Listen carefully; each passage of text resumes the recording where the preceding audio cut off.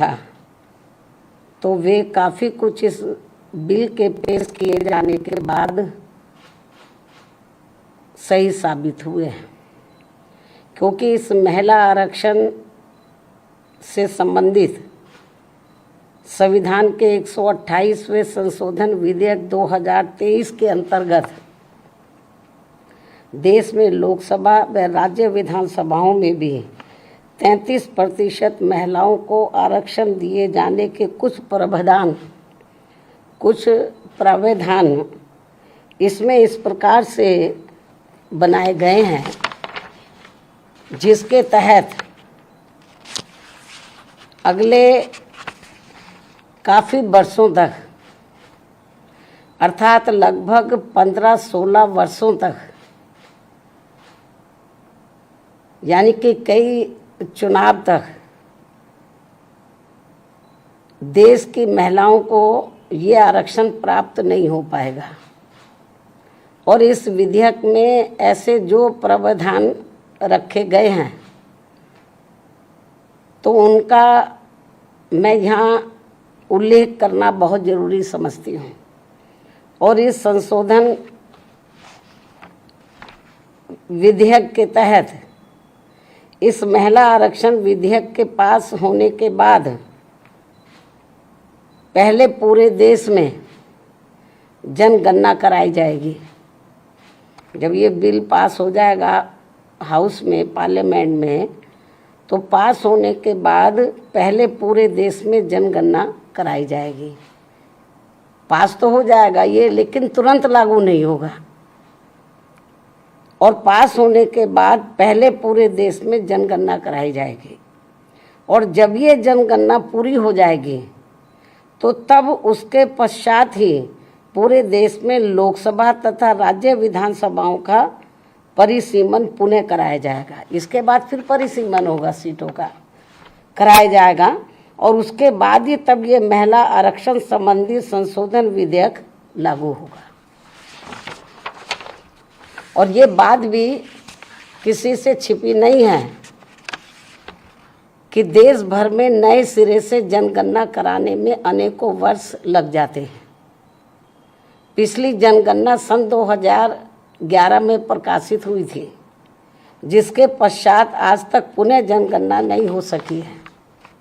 ऐसी स्थिति में संविधान संशोधन के तहत इस नई जनगणना में, जिसमें अनेकों वर्ष लग जाएंगे, तो तब फिर उसके बाद ही पूरे देश में परिसीमन का कार्य शुरू किया जाएगा, जिसमें भी अनेकों वर्ष लग जाएंगे।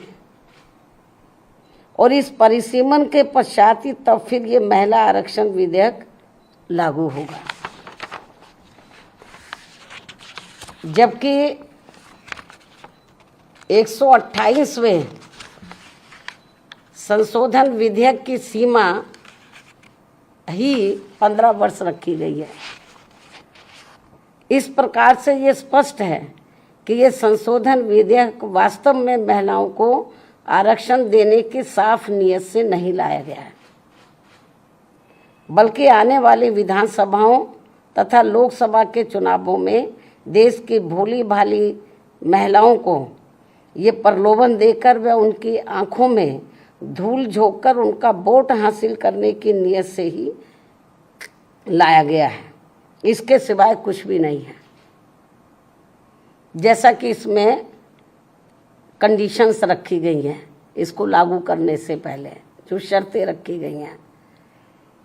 और यदि ऐसा नहीं है, ये कहते हैं ऐसा नहीं है, और यदि ऐसा नहीं है तो फिर हमारी पार्टी सरकार से ये भी अनुरोध करती है कि सरकार इस विधेयक में से या तो इन दोनों प्रावधानों को निकाले या फिर कुछ ऐसे उपाय तलाशे जिससे इस विधेयक के तहत महिलाओं को जल्दी आरक्षण का लाभ मिल जाए। इसके साथ साथ यहाँ मैं इस बात की भी केंद्र सरकार से पुनः ये अपील करती हूँ कि 33% महिलाओं के आरक्षण के अंतर्गत SC ST को जो आरक्षण दिया जाए तो उसे वर्तमान में लागू आरक्षण के अतिरिक्त दिया जाए। यानी कि जो पहले से इनको SC ST को जो आरक्षण मिल रहा है, तो जो इनको 33% SC ST की महिलाओं को जो आरक्षण देना है, तो अभी तक क्या इसमें व्यवस्था है कि जो पहले से इनको SC ST को मिल रहा है, तो उसमें से 33% इनको दिया जाए महिलाओं को, और उसको 33% में जो अब लाया जा रहा है, इंक्लूड किया जा रहा है। इससे हमारी पार्टी सहमत नहीं है, बल्कि इनको ये आरक्षण अलग से दिया जाना चाहिए, 33% में दिया जाना चाहिए।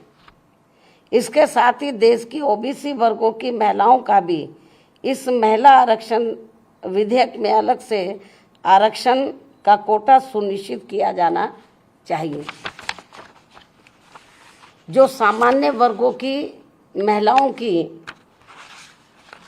तुलना में ये अभी भी काफ़ी पिछड़ी हुई है, और यदि इन सभी वर्गों की महिलाओं के आरक्षण के मामले में, यानी कि SC ST और OBC